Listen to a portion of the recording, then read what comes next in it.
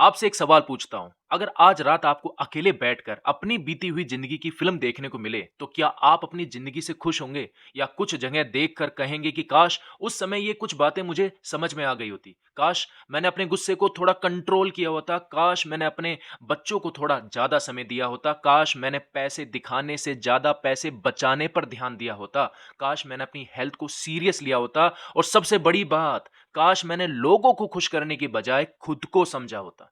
सच बताऊं, 20 साल की उम्र में हमारी गलतियां हमें सिखाती है। 30 साल की उम्र में हमारी गलतियां हमें परेशान करती है, लेकिन 40 के बाद कुछ गलतियों की कीमत सिर्फ हमें नहीं, हमारे पूरे परिवार को चुकानी पड़ती है। इसलिए आज कोई ज्ञान की किताब नहीं खोलेंगे। आज बात करेंगे आपकी और मेरी जिंदगी की। एक आदमी की कहानी सुनाता हूं और नाम रख लेते हैं विजय। विजय दीनानाथ चौहान।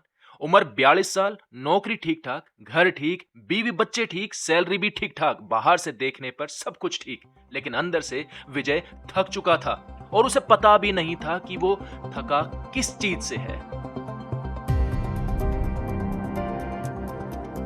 एक शाम विजय घर पर आया तो बीवी ने पूछा कि आप इतनी देर से क्यों आए हो। तो विजय बोला कि ऑफिस में काम था। इस पर बीवी बोली, काम तो रोज होता है। तो विजय बोला, तो क्या नौकरी छोड़ दूं? बस इतनी सी बात पर दोनों का झगड़ा शुरू हो गया और पूरे घर का माहौल खराब हो गया। बच्चे उठकर दूसरे कमरे में चले गए और दोनों मियां बीवी चुप हो गए। रात को विजय बिस्तर पर लेटा और सोचने लगा कि ये मेरी बात समझती क्यों नहीं है। लेकिन कभी उसने खुद से भी पूछा कि क्या मैं इसकी बात समझने की कोशिश करता हूं? यही 40 के बाद सबसे पहली बड़ी समझ है। आप पत्नी को नहीं बदल सकते, पत्नी पति को नहीं बदल सकती, भाई को नहीं बदल सकते, रिश्तेदार को नहीं बदल सकते, लेकिन आप अपना रिएक्शन तो बदल सकते हो। पहले कोई कुछ बोलता था तो तुरंत जवाब तैयार रहता था। अब समझ में आता है कि हर बात का जवाब देना जरूरी नहीं है। कई बार सामने वाला गलत नहीं हो सकता होता। हाँ, ये हो सकता है कि उसका मूड खराब हो, और कई बार हम सही होते हुए भी गलत तरीके से सही साबित होने की कोशिश करते हैं। एक बात याद रखिए, हर बहस जीतने वाला इंसान खुश नहीं होता। कई बार सबसे समझदार इंसान वो होता है जो कहता है कि चलो इस बात को यहीं छोड़ते हैं यार, क्योंकि घर कोई कोर्ट रूम तो है नहीं। इसलिए यहां पर हर बात या बहस जीतना जरूरी नहीं है, कभी कभी रिश्ता जीतना ज्यादा जरूरी है।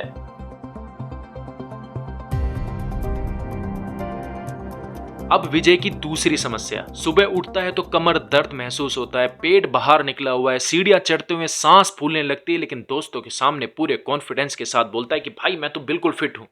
लेकिन भाई, इस बात को दिल की गहराई से समझो कि अगर मोबाइल की बैटरी 20% हो जाए तो चार्जर ढूंढ लेते हो, गाड़ी में इंजन लाइट जल जाए तो मैकेनिक के पास भागते हो, लेकिन बॉडी रोज सिग्नल दे रही है तो कहते हो कि कुछ नहीं भाई, ये तो उम्र के साथ होता है। 40 के बाद बॉडी को पनिशमेंट नहीं, मेंटेनेंस चाहिए। एक्सरसाइज करना शुरू करो, चलना शुरू करो, खाने पर ध्यान दो, नींद को प्रायोरिटी दो, और जरूरत के अनुसार रेगुलर हेल्थ चेकअप कराओ, क्योंकि हेल्थ का बिल अक्सर बीमारी आने के बाद बहुत बड़ा हो सकता है। और एक मजेदार बात, 20 साल में लोग पूछते थे ना कि भाई कितना वजन उठाता है, 40 के बाद दोस्त पूछेगा कि भाई बीपी कंट्रोल में रहता है ना। और यही जिंदगी का कड़वा सच है।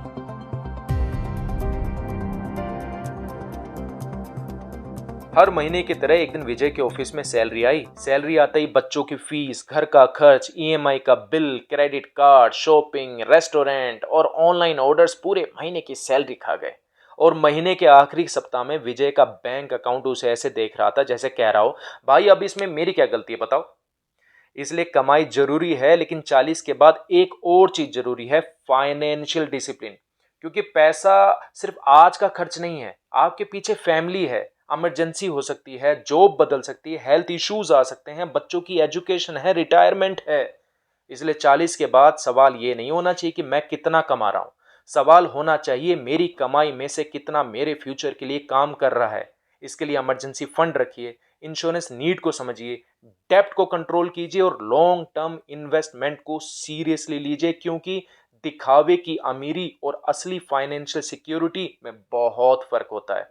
महंगी कार देखकर कोई अमीर तो लग सकता है, लेकिन मुश्किल समय में बिना किसी से पैसे मांगे खड़ा रह सके, असल पैसे की ताकत वहां पर है। एक दिन विजय का बेटा उसके पास आया और बोला, पापा मेरे साथ बैठो ना, देखो मैंने क्या बनाया है। विजय लैपटॉप पे काम कर रहा था तो बोला, बेटा अभी काम है, बाद में देखते हैं। बच्चा मायूस होकर चला गया। अगले दिन बच्चा फिर बोला, पापा संडे को बाहर चलोगे ना। तो विजय बोला देखेंगे बेटा। फिर कुछ साल यूं ही निकल गए, बच्चा बड़ा हो गया, अब उसकी अपनी दुनिया है, दोस्त हैं, कॉलेज है, मोबाइल है, आने वाला करियर है। और विजय के पास अब समय ही समय है, लेकिन बच्चे के पास समय नहीं है। यही जिंदगी की सबसे अजीब बात है कि जब बच्चे छोटे थे हमारे पास पैसा कम था, लेकिन उनका समय हमारे पास था। अब पैसा तो ज्यादा आया पर उनका बचपन तो चला गया। इसलिए बच्चों को हर चीज लाकर मत दो, लेकिन हाँ, लेकिन अपना समय उनको पक्का दो। उनके साथ बैठकर खाना खाओ, उनकी बातें सुनो, उनकी छोटी छोटी प्रॉब्लम्स को छोटी मत समझो, क्योंकि जो बच्चा आज आपसे कह रहा है पापा मेरी बात सुनो, कल वही शायद आपको सिर्फ मैसेज करके बोलेगा पापा ये पैसों की जरूरत है भेज देना। इसलिए समय रहते रिश्तों में भी इन्वेस्टमेंट करना शुरू कीजिए। विजय के फोन में अब पहले जितने कॉन्टेक्ट्स नहीं थे। पहले 50 दोस्त हुआ करते थे, हर वीकेंड पार्टी करना, हर दूसरे दिन मिलने का प्लान बनाना। लेकिन अब कुछ ही लोग, कुछ ही दोस्त बचे हैं। पहले विजय सोचता था कि मेरे दोस्त कम हो गए हैं क्या। फिर उसने समझा कि दोस्त कम नहीं हुए, फिल्टर हो गए। 40 के बाद आपको ऐसे लोगों की जरूरत नहीं है जो सिर्फ आपकी सक्सेस में साथ हो। आपको वो चाहिए जो आपकी मुश्किल में आपको फोन उठाए, जो आपकी गैर मौजूदगी में आपकी इज्जत रखे, जो आपको गलत होने पर गलत कह सके और जो आपके अच्छे समय से ज्वेलस ना हो। इस उम्र में सर्कल छोटा होना कोई प्रॉब्लम नहीं है, क्योंकि पीस बड़ा हो रहा है और सर्कल छोटा होता जा रहा है, और ये अच्छी बात है। एक दिन विजय ने इंस्टाग्राम खोला और देखा कि एक दोस्त फॉरेन ट्रिप की फोटो अपलोड कर रहा है, दूसरा नई कार दिखा रहा है, तो तीसरा नए घर की पिक डाल रहा है, चौथा बिजनेस की वीडियोस डाल रहा है। तो विजय सोचने लगा कि यार सब आगे निकल गए। लेकिन एक बात समझिए, सोशल मीडिया पर लोग अपनी जिंदगी का ट्रेलर दिखाते हैं, पूरी फिल्म नहीं। आपको कार तो दिखाई देती है पर उसके पीछे की ईएमआई नहीं दिखती। घर दिखाई देता है पर उसका लोन नहीं दिखाई देता। स्माइल दिखाई देती है पर उसके पीछे की टेंशन नहीं दिखाई देती। इसलिए कंपैरिजन बंद कीजिए। 20 साल की उम्र में शायद कंपैरिजन होता था कि भाई किसकी बाइक कितनी ज्यादा सीसी की है, 30 में किसकी सैलरी ज्यादा है, पर 40 में कंपैरिजन बदलना चाहिए। अब किसकी जिंदगी ज्यादा बैलेंस है, किसका परिवार खुश है, किसकी हेल्थ अच्छी है, किसे रात में चैन की नींद आती है, किसके पास जरूरत के समय पैसा मौजूद है। क्योंकि 40 के बाद फरारी जैसी महंगी महंगी कार से ज्यादा जरूरी है नॉर्मल मेडिकल रिपोर्ट्स। अब विजय की जिंदगी के सबसे इमोशनल चैप्टर को समझते हैं। उसके पिता का फोन आया था कि बेटा इस संडे घर आ जाना। विजय बोला पापा इस संडे थोड़ा काम है, अगले संडे पक्का आऊंगा। अगले संडे आया, फिर काम की वजह से विजय नहीं जा पाया। फिर अगले महीने भी यही कहानी, और इस तरह विजय अपने काम में बिजी हो गया। फिर एक दिन विजय के पास फोन आया, लेकिन इस बार आवाज पिता की नहीं थी, अस्पताल से कॉल आया था। और इस दिन विजय के पास समय भी था, पैसा भी था, गाड़ी भी थी, लेकिन जिस इंसान से मिलने जाना था वो इंतजार करने के लिए नहीं था। इसलिए अगर आपके माता पिता हैं तो उनसे बातें कीजिए, उनके पास बैठिए, उनकी पुरानी बातें सुनिए। हाँ, वही बातें जो आपको पता नहीं कितनी बार सुनाई जा चुकी होगी, आपको बोरिंग लगती होगी, लेकिन याद रखना एक दिन उनकी वही पुरानी बातें आपकी सबसे कीमती यादें बन जाएंगी। 40 के बाद एक और खतरा है कि हम कहना शुरू कर देते हैं कि अब क्या सीखना भाई, अब तो भाई नई टेक्नोलॉजी आ गई और वो हमारे बस की बात नहीं है, ये तो सब बच्चों के लिए है। और यही सोच इंसान को बूढ़ा बनाती है, ये उम्र नहीं बनाती। आज देखो एआई का जमाना है, नई टेक्नोलॉजी है, नए काम करने के तरीके आ गए हैं। सो अगर आप 40 के हैं तो इसका मतलब ये बिल्कुल भी नहीं है कि आपका काम खत्म हो गया भाई, गेम ओवर हो गया है। इसका मतलब है कि आपके पास एक्सपीरियंस भी है और सीखने का मौका भी है।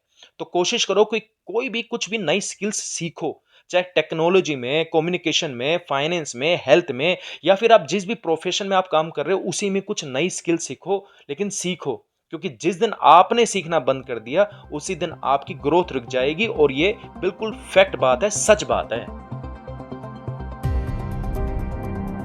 विजय का अपने भाई से कोई छोटी सी बात के लिए झगड़ा हुआ था, इसलिए दोनों ने बातें बंद कर दी थी। और बातें बंद करे हुए 1 साल, 2 साल, 3 साल निकल गए, और दोनों अपने अपने घरों में यही बोलते रहे कि देखो भाई गलती तो पहले उसने करी थी। एक दिन विजय ने सोचा अगर कल उसे कुछ हो गया तो, बस इसी ख्याल से उसने तुरंत फोन उठाया और सिर्फ इतना बोला कि भाई बहुत हो गया छोड़ना, और उधर से भी आवाज आई हाँ भाई ठीक है। 3 साल की दूरी एक सेंटेंस में खत्म हो गई।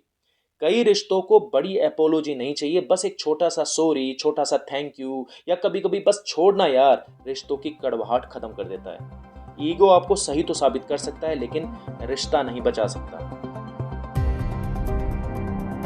अब विजय की सबसे बड़ी प्रॉब्लम को समझो। वो हर काम करने से पहले सोचता था कि लोग क्या कहेंगे। इस जगह पर घर खरीद लूंगा तो लोग क्या कहेंगे, नहीं खरीदूंगा तो लोग क्या कहेंगे, जॉब चेंज करूंगा तो लोग क्या कहेंगे, बिजनेस कोई शुरू करूंगा तो लोग क्या कहेंगे, और कुछ नया करूंगा तो ये रिश्तेदार क्या बोलेंगे। एक दिन उसने खुद से पूछा कि मेरी जिंदगी कौन जी रहा है, तो जवाब आया कि भाई मैं। फिर उसने दूसरा सवाल पूछा कि मेरे फैसलों का परिणाम कौन भुगतेगा, तो जवाब फिर आया कि भाई मैं। तो फिर हर फैसले लोगों की अप्रूवल से क्यों लेता हूं। इसलिए देखो, लोग आपके बारे में 5 मिनट बात करेंगे, फिर अपनी जिंदगी में बिजी हो जाएंगे, लेकिन आप उनकी बात को 5 साल तक याद रखते हैं, और यही आपकी गलती है। लोगों की ओपिनियन को सजेशन समझिए, इंस्ट्रक्शन मत समझिए। अब कहानी वापस विजय के पास लेकर के चलते हैं। एक रात वो अपनी अलमारी साफ कर रहा था तो उसको एक पुरानी डायरी मिली। उसने उसको खोला तो पहले पन्ने पर क्या लिखा था पता है? कि जब पैसा ज्यादा होगा तब आराम करूंगा। दूसरा पन्ना खोला तो उस पर लिखा था कि जब बच्चे बड़े हो जाएंगे तब उनके साथ टाइम बिताऊंगा। तो तीसरे पन्ने पर उसने लिखा था कि जब काम थोड़ा कम होगा तब हेल्थ पर ध्यान दूंगा। चौथे पर लिखा था कि एक दिन अपने लिए भी जीऊंगा। विजय ने डायरी बंद कर दी और धीरे से बोलता है कि एक दिन, हम सबकी जिंदगी का सबसे खतरनाक शब्द है एक दिन। लेकिन एक दिन वो आता ही नहीं, क्योंकि वो कैलेंडर में लिखा हुआ कोई दिन तो है ही नहीं। अगर जिंदगी बदलनी है तो आज से बदलनी पड़ेगी।